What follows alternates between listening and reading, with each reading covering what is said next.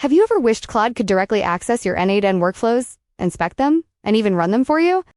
In this video, I'll show you how to connect n8n to Claude using MCP.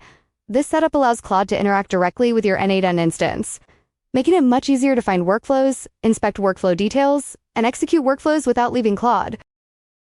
Let's get started. First, open your n8n instance. From the left menu, go to Settings. Next, click Instance Level MCP. Enable MCP if it isn't already enabled.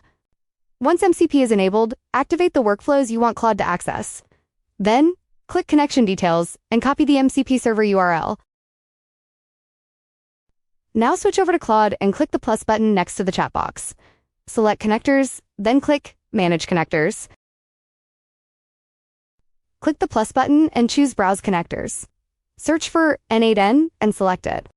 Click the plus button to add the connector.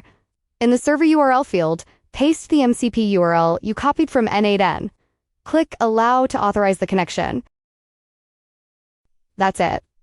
Your n8n instance is now connected to Claude through MCP. This makes managing and working with your automations much faster and more efficient. If you found this tutorial helpful, don't forget to like the video and subscribe for more n8n AI automation and local AI tutorials.